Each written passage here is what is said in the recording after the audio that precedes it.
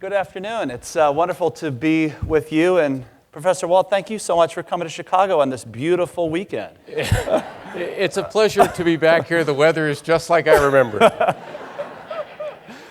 We're going to chat for a bit, and then, as is customary here at the Chicago Humanities Festival, open up the floor to you for your questions for Professor Walt. When we do, we just ask that you make sure your question is, in fact, a question, and that you keep it short and to the point so we can get to as many of you as possible. But I thought I might begin, since it seems everybody else in the media world is on this subject this weekend, by having you talk a little bit about President Trump and this administration in the first 100 days. How would you assess what we have seen over these last 2.5 or 3.5 months from a foreign policy standpoint? I'm amazed that Trump has come up in this conversation. Well, certainly the first 100 days has not been boring. But I actually would go back in terms of foreign policy and just remind everybody what happened in 2016 when Donald Trump declared he was going to run for president, and nobody really took this seriously. And yet he then steamrolls through the Republican primary season, wins the nomination. And while he's campaigning, he's opposed by virtually the entire foreign policy establishment, Democrats and Republicans alike. Now, it's not surprising that Democratic foreign policy experts opposed him. That makes perfect sense. But he was opposed by hundreds of senior, experienced Republican foreign policy experts who actually wrote open letters, published them in prominent places. One of these letters declared that Trump was utterly unfit for the office of president. Right? And again, these were Republicans questioning his candidacy. And yet, he wins the election. And of course, it's not surprising that these experts on both sides of the aisle were skeptical, if not downright alarmed, because he, in the course of the campaign, had challenged a whole series of orthodoxies in American foreign policy, had challenged essentially the policies that the Clinton administration, the Bush administration, and the Obama administration had all followed, a policy of viewing the United States as the indispensable power, responsible for running essentially a liberal world order, had questioned the value of NATO, had questioned the entire trading order that the United States had been promoting for decades, questioned our opposition to nuclear proliferation in a number of key parts of the world. And when you think about it, again, his questioning that wasn't all that surprising, because to a first approximation, the track record of U.S. foreign policy since the end of the Cold War was not that great. It was not that successful. We were still at war in Iraq and Afghanistan with no particular end in sight. Our relationship with Russia, which had been pretty good back in the 1990s, was at its lowest point since the Cold War ended. China's power had been steadily increasing. It was becoming more assertive in Asia. The Arab world, of course, was in flames, and in no small part because of things the United States had done in Iraq, in Libya, and elsewhere. So when Donald Trump in April 2016 gave a major foreign policy speech and declared American foreign policy as, quote, a complete and total disaster, a lot of Americans nodded their heads and agreed with that, whether it was right or wrong. And I just remind everybody else that Bernie Sanders on the left was saying many of the same things and winning a surprising degree of support when he questioned these fundamental principles of U.S. foreign policy. So Trump gets elected and begins by declaring in his inauguration speech that he's going to run an America First foreign policy. And he begins in the first few weeks to pursue a series of policies that look quite unorthodox, appointing some unusual people to key positions, most notably Michael Flynn as National Security Advisor, tearing up the Trans-Pacific Partnership, a trade agreement that had very important geopolitical and strategic implications. Again, holding confrontational phone calls, get-acquainted calls with the Prime Minister of Australia, one of America's staunchest allies, and the President of Mexico, a very important bilateral relationship, continuing to declare that he's going to somehow build a wall on our southern border, and even more bizarrely, get Mexico, which opposes the wall, to pay for it, an act of magic that he still has not quite explained. In any case, he starts off suggesting that he is, in fact, going to move in a very different direction in a number of key foreign policy areas, and he's going to do it with an unusual crowd of people. All right. And what we've seen, I think, over the next 100 days or so has been the foreign policy establishment that scorned him and opposed him has slowly been reining him in. Not completely. Nobody's gotten a hold of his Twitter account yet. But in a number of key areas, his policies are beginning to look much more familiar. Not completely, but much more familiar.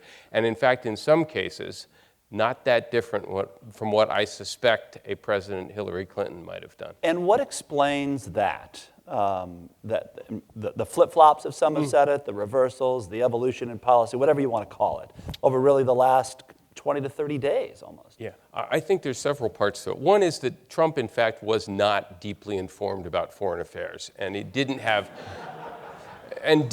deep convictions. And we've seen a number of moments, right? After he meets with President Xi Jinping in Mar-a-Lago down in Florida, he says afterwards that Xi had explained to him that actually controlling North Korea was a little bit harder than Trump might have thought. A little bit trickier problem, that China couldn't just call up the North Koreans and tell them what to do. And now he understood that.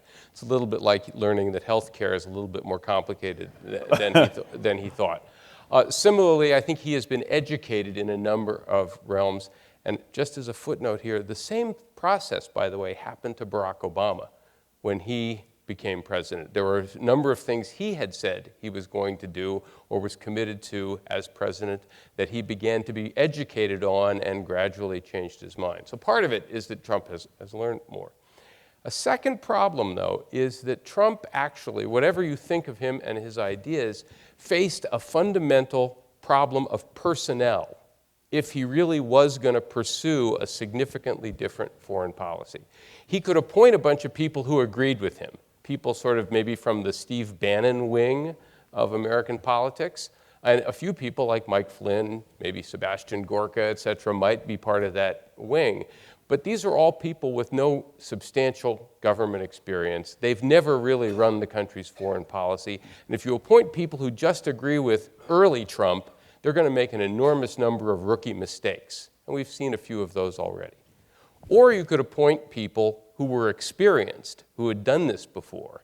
Now, of course, some of those people opposed him in the campaign, but more importantly, those are people who are going to want to run the same old familiar foreign policy that he had run against. Or you could try to have a blend, have some new outside-the-box thinkers and some traditional experienced types, but that's a recipe for incessant warfare inside the administration, and we've seen some of that too. The point I'm suggesting, though, is that the establishment, the traditional forces, are far more numerous, far more experienced than the bomb throwers, and I think that's one of the reasons why they're ultimately winning on a number of key issues. You wrote for Foreign Policy recently a piece reviewing the 100 days of the Trump administration with a question asking which of the many blunders of this administration have been the worst. You go through a litany of mistakes and reversals and signals, some of which you talked about just now, and come down to one fundamental blunder that you think is outpacing all of the other, and that is what you call his clueless approach to Asia. You made reference to his meeting with Xi Jinping, but why would you say the Trump administration's approach to Asia is clueless? In part because it's been afflicted by a number of deep contradictions, and in part because I think he has simultaneously undermined the American position in Asia while wanting to do a variety of fairly difficult and ambitious things. So just run through this for starters. He begins, even before he's president, by taking a phone call from the president of Taiwan, which is contrary to normal protocol. We treat Taiwan with a certain delicate touch because of the relationship with China, and furthermore by questioning the one China policy that has been American policy ever since the 1970s. Right? This was an immediate sort of warning flag to Beijing, or red flag to Beijing. And maybe it would suggest a different American approach, maybe as part of getting tough with China, except then a couple of weeks later they retreat from that. So having made a mistake, then they immediately suggest that maybe they don't really believe any of this stuff. This doesn't look like you've got a bunch of really competent people running. Second, on his third day in office, he declares that we're withdrawing from the Trans-Pacific Partnership. Now again, this has some controversial elements in terms of a trade pact, but it was a very important part of the Obama administration's pivot to Asia. And it was, I think, in America's economic interest, but more importantly, very much in our strategic interest to bind a number of these Asian countries more closely. And you liked it for that reason, more Yes. than even the specifics, but just the idea that it created this pathway for communication and interconnectedness. Pathway to communication and enhancing our trade ties with a number of these countries, many of whom China is competing with us for trade access and things like that. Most importantly, a number of Asian leaders, such as Shinzo Abe, the Prime Minister of Japan, had paid a significant domestic price to get this agreement through in their own countries. And for the United States, who had spearheaded the initiative, to then walk away from it after they had paid a political price for it, undercut our position in Asia. So simultaneously, he's trying to sort of get tough with China and undercutting the American strategic position simultaneously. Then, of course, he has a rude phone call with the Prime Minister of Australia. I'll just remind everybody that Australia is a country that has fought in every war the United States has fought in since World War II. Right, there have been Australian soldiers present in Afghanistan, present in Vietnam, present in Iraq.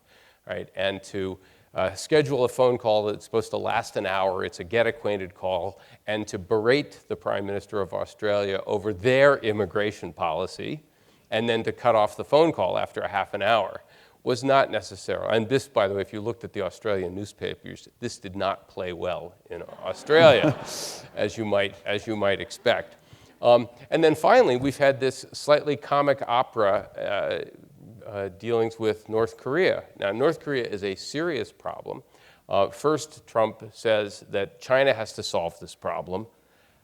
Then he learns, of course, that China maybe can't solve the problem or isn't going to solve the problem instantaneously. He at one point said, if China doesn't solve the problem, we'll solve it ourselves, without explaining exactly what that means. Is that a threat to use military force?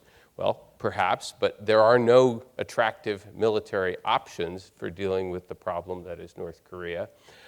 At some point, he then announces that an armada, his words, is steaming towards North Korea, and as some of you probably know, it turns out at the moment he said that, the armada in question, a U.S. aircraft carrier flotilla, was actually steaming in the other direction. It eventually got there, but it was not quite the same signal. The difficulty in all of this is it betrays an administration that is not running things very smoothly or very competently. And it's not as though our Asian partners are questioning whether or not we're concerned about them, whether we're committed to them. They might have doubts about that too. But it's rather whether they can trust the United States to be competent, to know what it's doing, to not change its mind every 2 weeks or so. And one of the things I think we need to be able to sustain those sets of alliance relationships is a certain confidence on their part that if we say something in March, it'll still be true in April, and that the people charged with implementing whatever American policies are will know what they're doing. Why is that so especially important in international affairs? What is the absence of that? Well, if you believe that your key alliance partners are erratic, you're going to hedge. You're going to ask yourself, well, what are we going to have to do if they change their policy suddenly? If you think they're incompetent, that the people you're dealing with just don't know how to run the operation, then you also hedge. You can't count it. When the United States goes to its allies and says, here's what we think we all should do together, others will be less inclined to listen if they don't think the people who are giving them this advice actually know what they're talking about.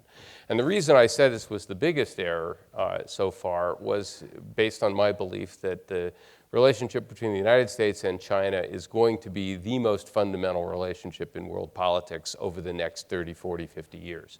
These will be the two most powerful countries, the two largest economies. Nothing's going to happen to change that in the next 30 or 40 years. And if that relationship gets managed well, then world politics may have its unpleasant elements, but it'll be okay. If that relationship really goes south, then the whole tenor of global politics will change dramatically. Because I believe it is in America's interest to remain engaged in Asia, and because I believe it is in America's interest that China not eventually emerge as a dominant power in Asia. In other words, China not emerge as having the same relationships in Asia that we have, say, in the Western Hemisphere, where China is effectively unchallenged in Asia. That requires the United States to remain engaged in Asia, have strong alliance partnerships in Asia. And everything that Trump has done that weakens those alliance partnerships undercuts our position, makes it more likely that China will eventually emerge as a much more powerful actor in its own neighborhood. When we were chatting informally just before we started this conversation, you said you're actually relatively pessimistic on the prospects for the U.S. getting the relationship with China right. Beyond what the immediate concerns you've identified for the Trump administration, what more fundamentally makes you pessimistic? Is there something going on with the way we think about our place in the world and China's place in the world that's problematic? Well, no, it's actually, I think it's more of a structural problem. First of all, the two most powerful countries in the world, regardless of how well they are led, always eye each other somewhat warily. Just as a matter of prudence, you have to wonder what the other 800-pound gorilla might do. And that's going to be increasingly true if China continues to grow, continues to become more powerful, continues to translate its economic capabilities into military capabilities, continues to try and push the status quo in Asia in a variety of ways. So we're probably not going to go to war, but we're going to eye each other warily. That's problem number one. Problem number two, as I said a moment ago, in a sense, we have opposing grand strategies. The United States would like to stay in Asia to prevent China from dominating Asia the same way we dominate the Western Hemisphere. Because when you think about it, if China were in the same position that we're in, with no real adversaries, no real opponents in its own neighborhood, other countries there being very deferential to China, then China would be free to roam around the world the way the United States roams around the world, causing trouble. The reason we can do that is that we don't have any enemies here in the Western Hemisphere. We don't have to really protect our own territory against anyone. And so the United States has, for a century, tried to make sure that no country, not in Europe, not in Asia, was in the same kind of dominant position. In order to achieve that, though, we can't do this by ourselves. We have to have alliances. We have to have people that will give us military facilities and countries, hopefully strong and successful countries, that will be part of a balancing coalition in Asia. When you look down the road at a powerful China in Asia, managing that balancing coalition is not going to be easy. Getting Japan and South Korea, the Philippines, Australia, possibly India and others, to coordinate their actions with hopefully a lot of American guidance and leadership is going to be tricky. Now, if you're the Chinese, you would like to get the United States out of Asia. You'd be much happier if the world's most powerful country didn't have close relationships and a substantial military presence near your country. That's why I think long term, you're likely to see a lot of competition between China and the United States, and much of it centering around Asia and Southeast Asia. So in order to win that competition or to succeed in that, we're going to need to have a lot of very smart, adroit, mature, sensible people in the US government helping manage those relations. And that's what worries me in the short term about the Trump administration, and in the long term over the fact that you can't just do this for a year or two. This is a long-term problem. It has to be done over 10, 20, 30, 40 years. All right, well, let me pick up on that, because there is this narrative that's emerging out of Washington now with regard to the Trump administration that suggests, thank God, the establishment's coming to the rescue We've got the adults, the folks who've done this before. And you're quite critical of the foreign policy consensus in Washington. You think that that's led us astray in many respects. So tell us more about why you're not a fan of that view of foreign policy. This was, I hope, maybe implicit in a couple of things I said at the beginning. So our policy since the end of the Cold War is sometimes labeled one of liberal hegemony, right? Where the United States took upon itself to try and promote and expand a liberal world order. And by liberal world order, I mean a sort of rule-based system of increasing economic openness, increasing globalization, the gradual spread of democracy and human rights into various other places, all of this under benevolent American leadership. So this is what's involved in NATO expansion, spreading NATO eastward towards Russia. This is what's involved in trying to convert countries in the Middle East into democracies in various ways. And this is what's implicit when you hear people use phrases like the necessity for American leadership or the fact that the United States is the indispensable power, right? That the system only works if the United States is at the center and leading it. And this all sounds really great, especially if you're American, because it's consistent with all of our values. And this is very much what people thought was going to happen in the 1990s. That, we'd won the Cold War. The United States and its liberal democratic order was really the only game in town, and the whole world was gradually going to become like us. If you read Tom Friedman in the 1990s, that's what he was telling you. Right. And this was also the sort of Fukuyama, the end of history. Yeah, we've reached the end of history, and we are the only model that really works. Right. And so each president has, in slightly different ways, pursued this. Certainly, Bill Clinton tried to do this in a variety of ways with NATO expansion and some other policies. George Bush certainly tried to do it with the so-called Liberty Doctrine. Read his second inaugural speech sometime, where he declares that basically spreading democracy worldwide is America's mission. And Barack Obama, although he was more skeptical of this, also did a number of things that were very consistent with this. Escalating the war in Afghanistan, increasing reliance on drones, helping overthrow Muammar Gaddafi, promoting democratic change throughout the Arab Spring. And again, this is consistent with all of our values, but it doesn't work very well, right, for two reasons. One, it's a highly revisionist strategy. We're basically saying, if you're not a government like us, we'd like you to be out of business. We are, in fact, officially committed to regime change, peacefully if possible, but if necessary, in some cases, through the use of military force.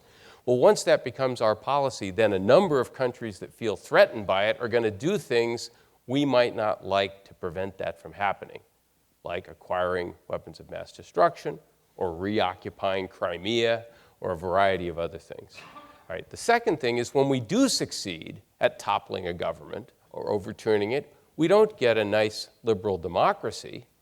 All right. We often get a failed state, like Iraq, like Libya, like much of Afghanistan, which of course then makes the terrorism problem worse and forces us to keep doing more in a variety of other places.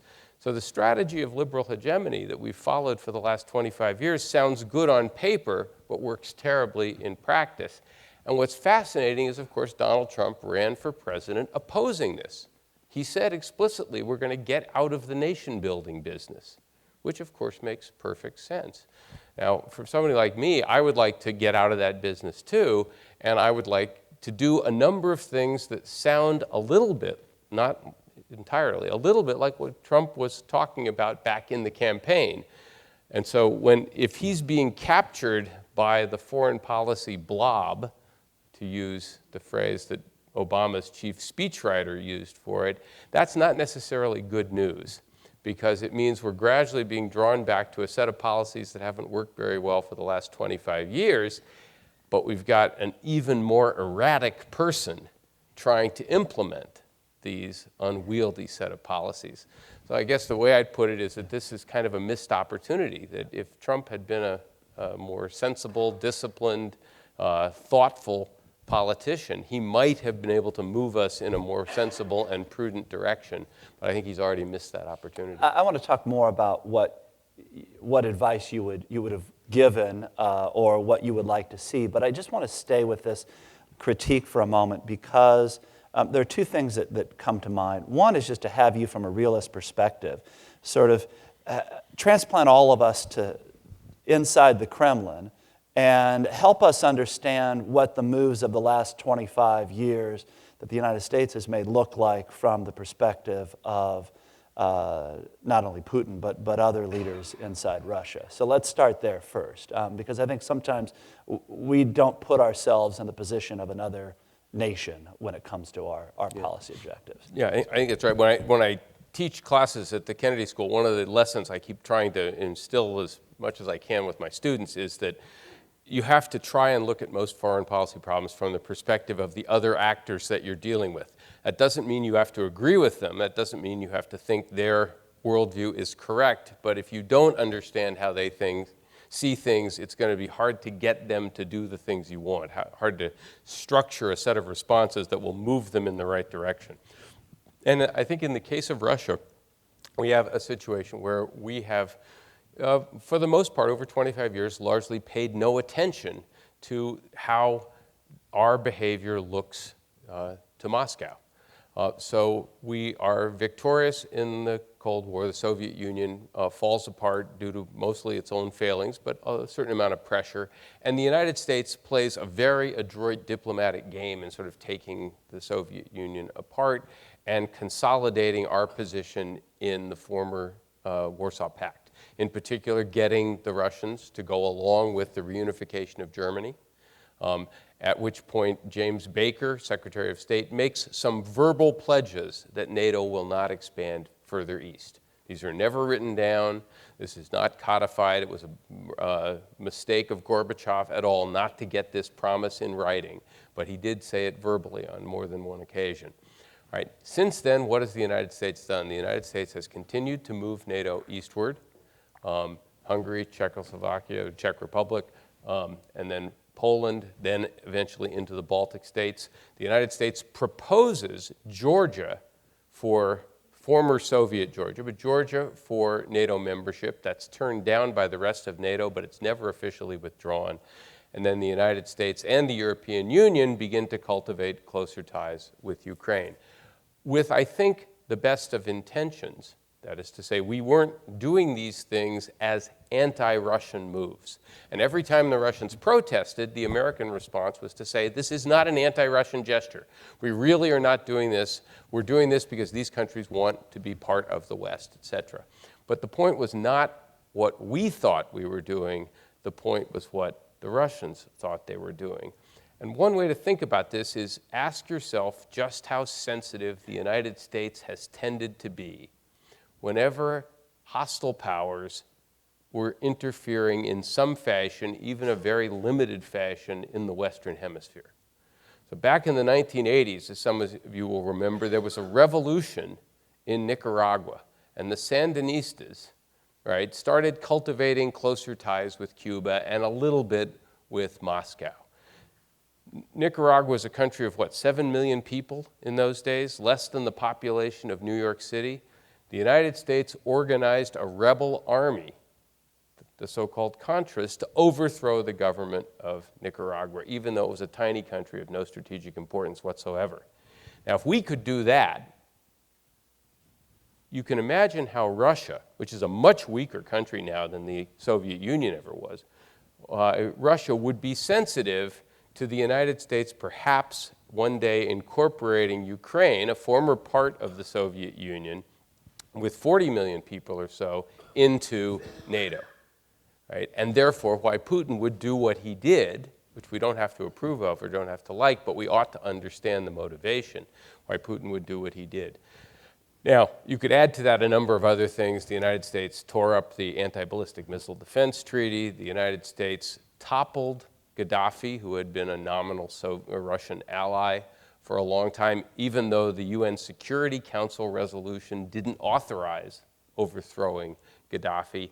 And this is all part of a long Russian litany of places where the United States and its allies have taken advantage of Russian weakness or taken advantage of Russian vulnerabilities or the vulnerabilities of some Russian friends. The way Putin always puts it is that the United States is trying to unilaterally determine who can govern in different parts of the world. And I believe he also thinks that's true of our views towards Russia, that what we view as encouraging civil society, helping Russian democracy stabilize, he views as a potential threat to his rule. All of these things, I think, have poisoned the relationship between the United States and Russia, which is not to absolve Putin of his own misconduct, but it helps us explain why the relationship is as bad as it is today. All right, so help us understand, in your view, how should U.S. foreign policy evolve to better manage and better handle these kinds of situations going forward? First, I think we have to be much more realistic about what we can and cannot accomplish in the world. And we have to be much more hard-headed in defining where our interests are. Very simply, American security mostly rests on, as I said a while back, not allowing comparable powers, what you might call peer competitors, to dominate their own regions. That's why the United States entered World War I, to prevent Germany from dominating Europe. That's why we entered World War II, to again prevent Germany from dominating Europe or Japan from dominating Asia. And that's why we were worried about the Soviet Union possibly expanding into Europe or Asia. It's a very sort of realist, hard-headed view. And since World War II, that's also why the United States has occasionally gotten involved in the Middle East to prevent countries from possibly threatening access to energy there. Those are our big core strategic interests. And the question is, if there are threats to the balance of power in any of those regions, then the United States has to be ready to intervene. But if there are no threats to the balance of power in those regions, then American vital interests aren't threatened, and the United States can safely withdraw or stay out, and should. All right, so to just pick two examples, the United States doesn't really need to be in Europe to protect the Europeans now. Europe has 4 or 5 times the GDP of Russia, at least, 4 to 5 times the population, and the European members of NATO spend 4 times more than Russia does on their militaries every year. Think about that for a second. 4 times more than Russia does. So how is Russia a mortal threat to European security? And there are no other mortal threats to European security. There are security problems. They have a refugee issue that's a problem. We all have a certain concern for terrorism. But in terms of serious military threats, Europe has the wealth and wherewithal to defend itself. And therefore, what Trump should have done was say, Europe can defend itself. I favor European unity, which has not been his view. I favor the Europeans staying united, and the United States over the next 10 years is going to gradually withdraw its commitment to NATO. We might stay in the treaty, but we will no longer be involved militarily trying to protect them. But it's not going to be happening overnight. We'll do this in a collaborative way with our European friends. Similarly, the United States should disengage from the Middle East and resume the policy we followed from 1945 to 1990, where we acted like an offshore balancer in the Middle East. We had security commitments there, we had treaty partners there, but we did not have large military forces there. At no point in that period, except once briefly in 1958 in Lebanon.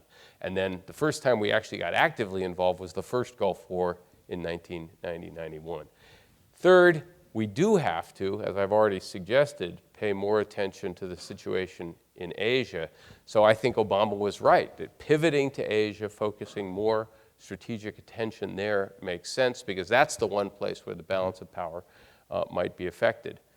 We should be staying out of the nation-building business, and we should be not trying to fix countries that we don't understand until we know how to fix the United States, which we nominally understand a little bit better. We're going to go to your questions here in just a second. I know there are many things that some of you will want to pick up on.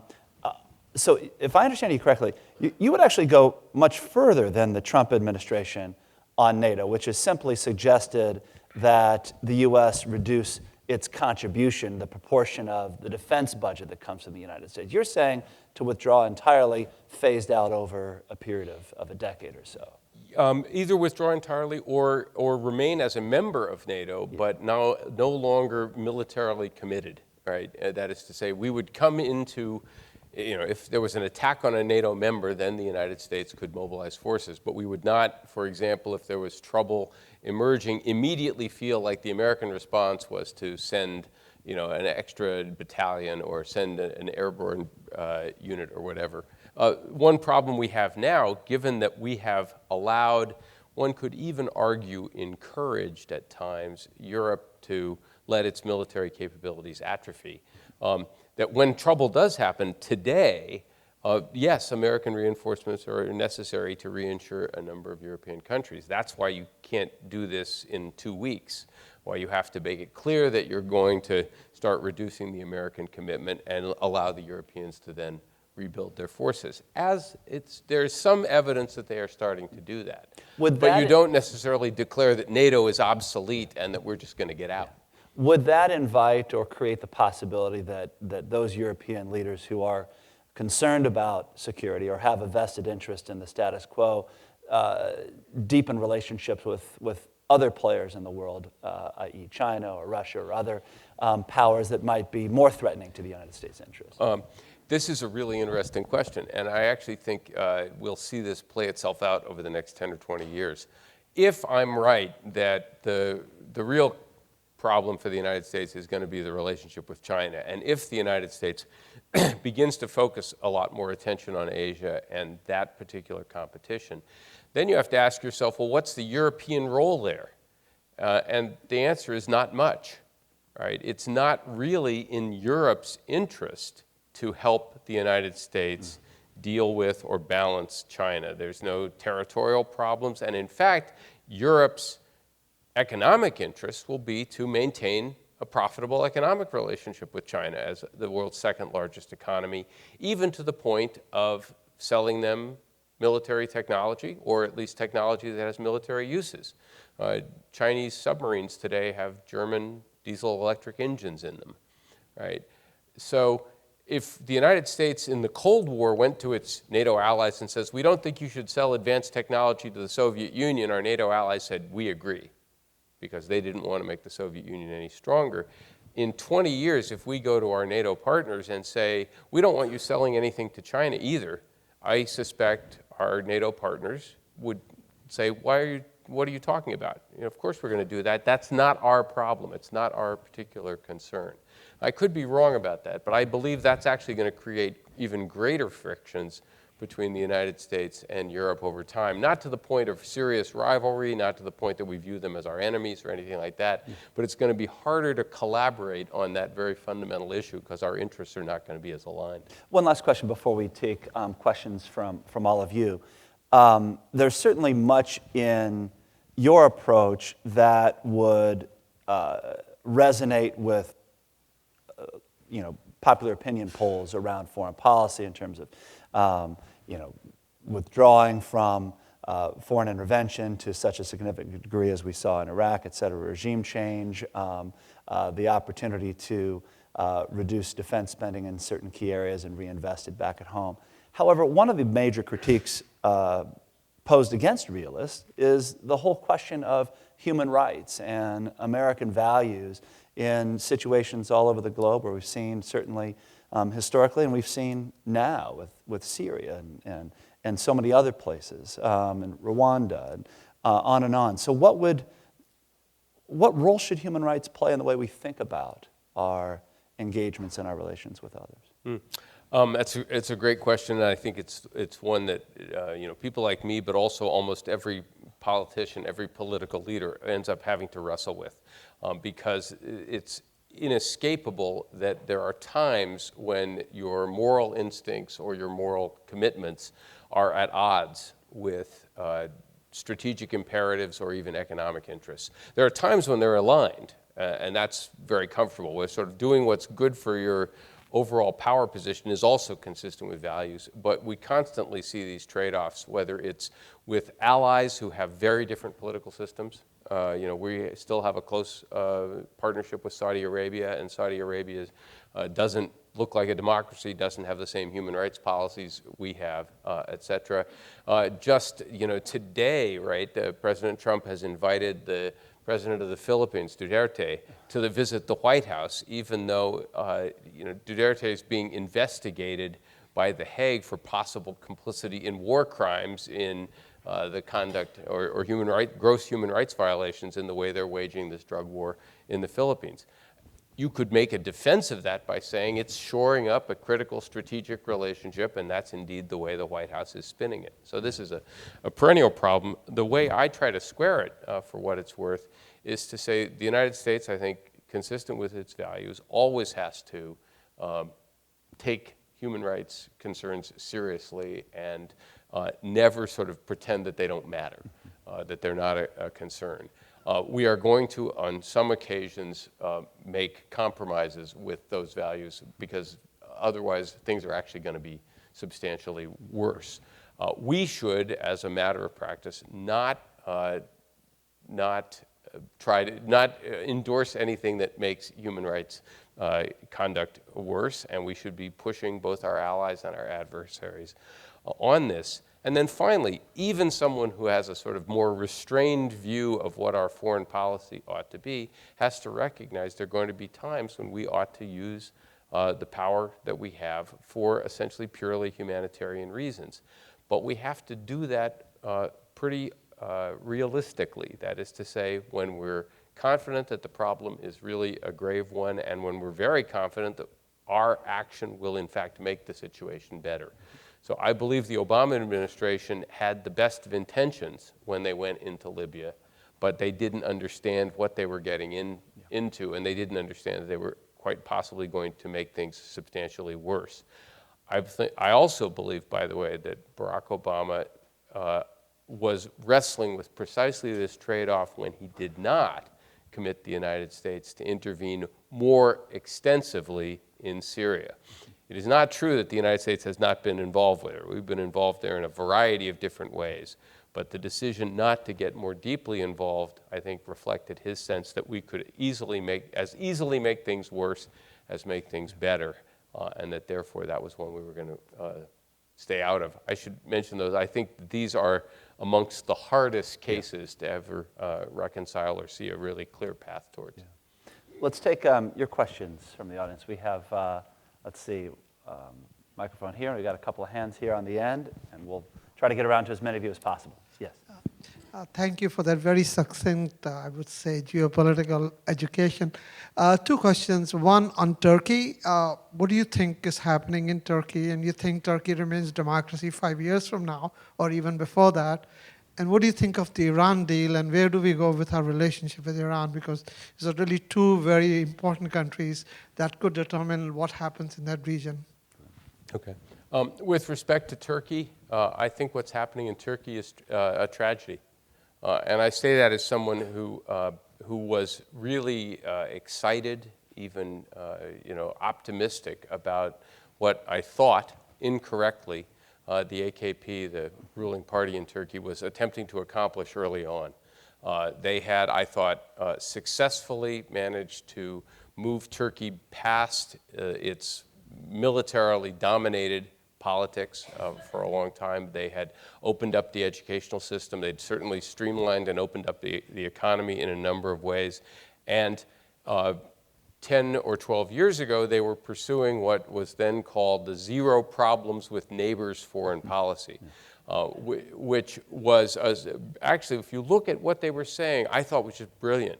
They had figured out that Turkey was in this unusual position, partly for historical and cultural reasons, and partly for political reasons, and partly for geographic reasons, for basically being a hub.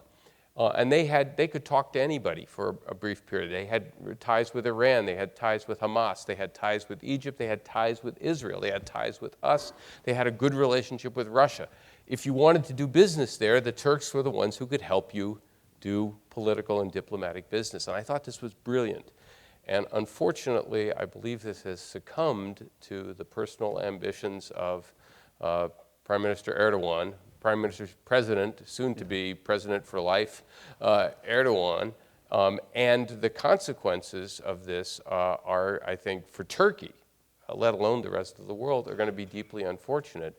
I don't know of any country that has ever made itself better off by suppressing universities, by suppressing newspapers, by now suppressing Wikipedia as of this week, essentially closing itself off, encouraging its brightest people to leave and go elsewhere, stifling intelligent and patriotic dissent. I don't see any country that profits from doing that, and I think this will have inevitable economic effects on the Turkish economy, which has not done well in the last year or so, and is just deeply unfortunate. I think there was a path ahead for Turkey where it would have been more prosperous, more influential, and in a much better position.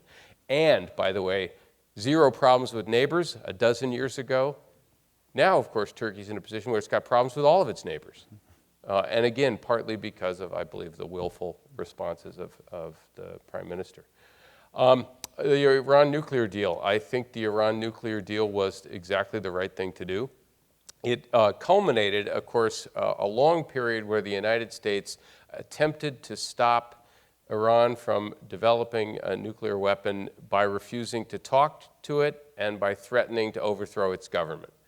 And just a pro tip here, if you're trying to convince a country that it doesn't need a nuclear deterrent, threatening to overthrow the government is not the best way to do that.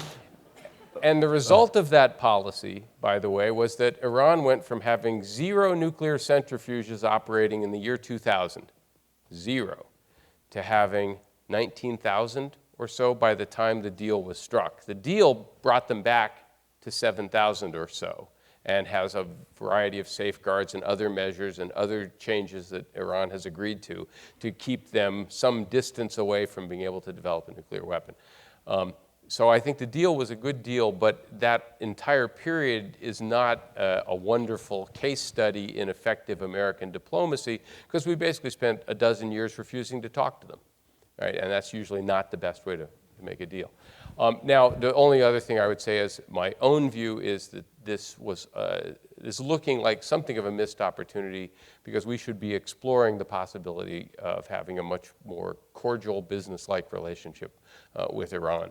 Not necessarily the best of friends, but we want to be on good terms with as many countries as possible, or at least on business-like terms with as many countries as possible in that part of the world.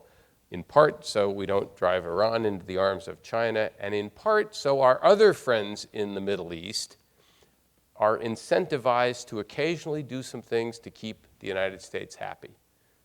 Right? If you're Saudi Arabia or Jordan or Israel or Egypt, if you know the Americans are also talking to Tehran, it gives you some incentives to occasionally do some things Americans would like, as opposed to taking American support for granted, which is the way most of our allies in the Middle East tend to do it.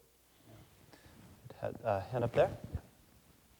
Continent you haven't mentioned is Africa, and I'd like to know what your feeling is about the movement from China to exert greater influence across the continent. Africa is also the continent I know least about, which is why I say relatively little about it.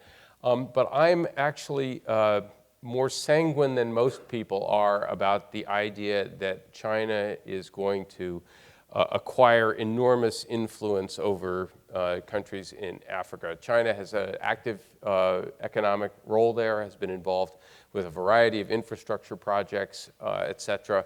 But I think they will discover what the United States and other major powers, including the Soviet Union, discovered in the past, that extensive economic ties to developing countries don't necessarily give you an enormous amount of political control, right? That once you've invested someplace, then you're in a sense committed there as well. Your prestige is committed.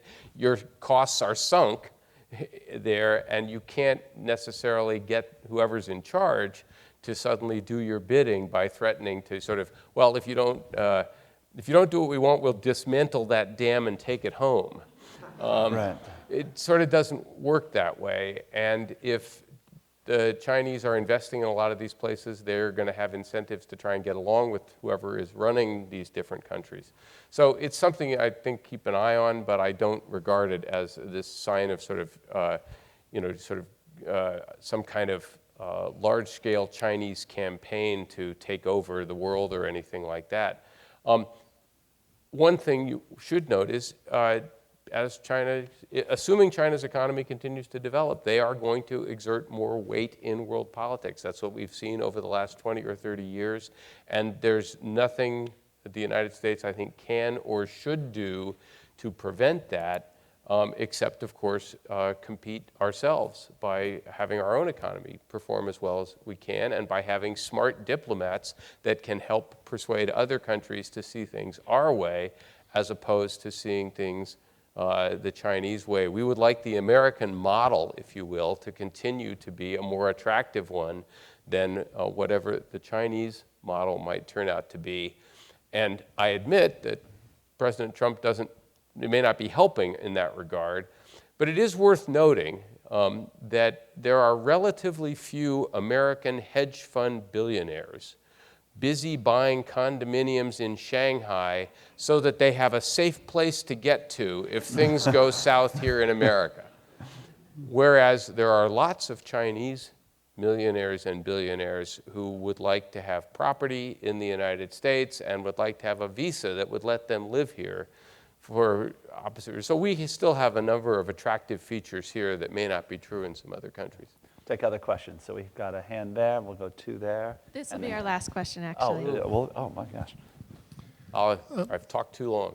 Yeah, so one of the major changes that the current administration has brought about is that for the first time since George C. Marshall, we have a Secretary of Defense who is a former general.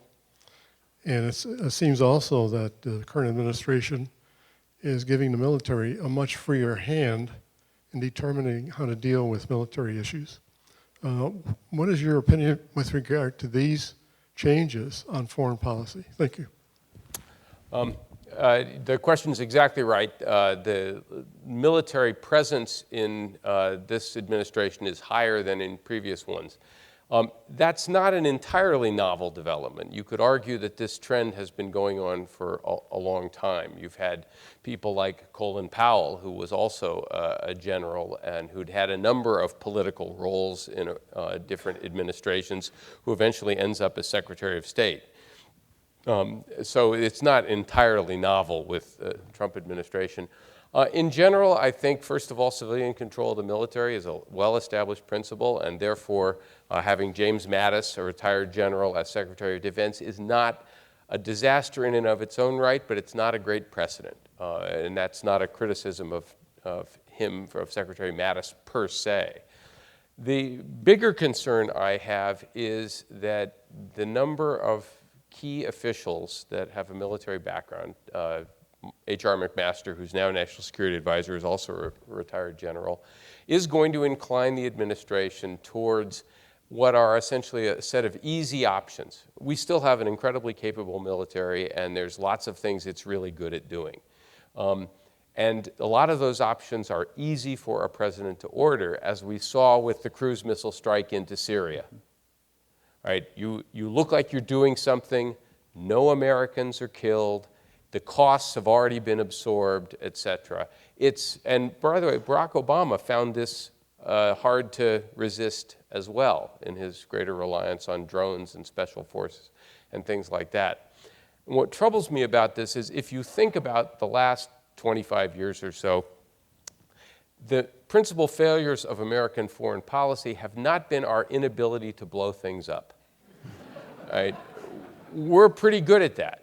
And we're actually pretty good at defeating opposing armies. Right? No organized military force has been able to stand up to us in an actual battle. Where we have fallen short is our ability to craft political solutions that allow us to end those fights, whether in Iraq or in Afghanistan, or our inability to, say, broker an Israeli-Palestinian peace agreement, which is not a military failure on our part, it's a political and diplomatic failure on our part. So to rely more heavily on the military, and I'm not criticizing them, I'm just saying there's a limit to what they can accomplish, and at the same time say you want to cut the State Department by 2,300 jobs and 38%, seems to me you're not recognizing which parts of the American foreign policy establishment need to be built up and which parts are just fine at what their real job is, right? But remember that you're not going to ultimately solve very many diplomatic problems just by blowing things up. Stephen Walt is the Robert and Renee Belfer Professor of International Affairs at Harvard University, also a contributing editor at Foreign Policy. Stephen, thank you so much. We really appreciate your time and your insights today.